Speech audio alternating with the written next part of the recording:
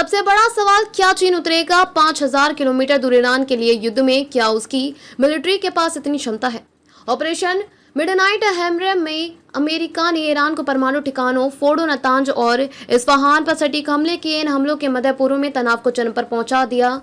अब सबसे बड़ा सवाल यह है कि क्या चीन, जो ईरान का सबसे बड़ा व्यापारिक साझेदार और तेल खरीदार है, 5000 किलोमीटर दूर ईरान के लिए सैन्य हस्तक्षेप करेगा? क्या उसकी पीपल्स लिबरेशन आर्मी पीएलए में इतनी दूर तक शक्ति प्रदर्शन करने की क्षमता है? ये जानते हैं चीन की सैन्य शक्ति कितनी है। क्या चीन इस संकट में ईरान की मदद के लिए सैन्य कदम उठा सकता है? ईरान में फोर्डो की पहाड़ी के ऊपर 6 गहरे गड्ढे, सैटेलाइट तस्वीरों में देखा बंकर बस्टर बम का असर, चीन ईरान संबंध क्यों है यह सवाल महत्वपूर्ण।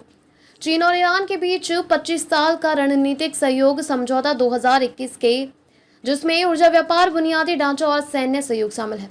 तेल व्यापार, ईरान चीन को प्रतिदिन लगभग 20 लाख बैरल तेल आपूर्ति करता है, जो चीन के तेल आयात का 15% है। ईरान के 90% तेल निर्यात चीन को जाते हैं, जो पश्चिमी प्रतिबंधों से बचने के लिए डार्क फ्लीट टैंकरों के जरिए होता है।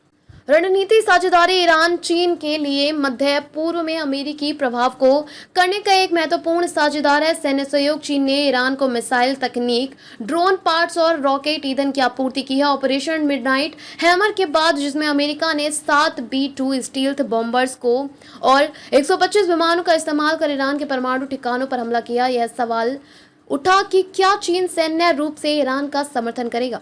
चीन के पीपल्स लिबरेशन आर्मी पीएलए दुनिया की सबसे बड़ी सेनाओं में से एक है, जिसमें 20 लाख सक्रिय सैनिक, 10 लाख रिजर्व फोर्स और उन्नत हथियार प्रणालियां शामिल हैं। लेकिन क्या यह सेना 5000 किलोमीटर दूर मध्य पूर्व में प्रभावी हस्तक्षेप कर सकती है?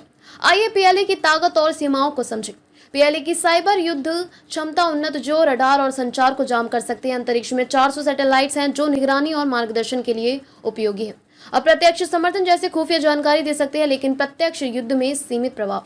हथियारों की बिक्री और तकनीकी सहायता, ईरान को आपूर्ति, चीन ने ईरान को C-802 anti ship missile, Qader missile की तकनीक और ड्रोन इंजन दिए। 2025 में 1000 टन सोडियम परक्लोरेट रॉकेट ईंधन की आपूर्ति की गई, जिसमें 260 खेबर शिकन मिसाइल बन सकती है। आर्थिक और कूटनीतिक समर्थन, चीन ईरान के तेल का 90% खरीदता है, जो ईरान की अर्थव्यवस्था का 20% है। यह खरीदारी जारी रखकर चीन ईरान को आर्थिक रूप से समर्थन दे सकता है।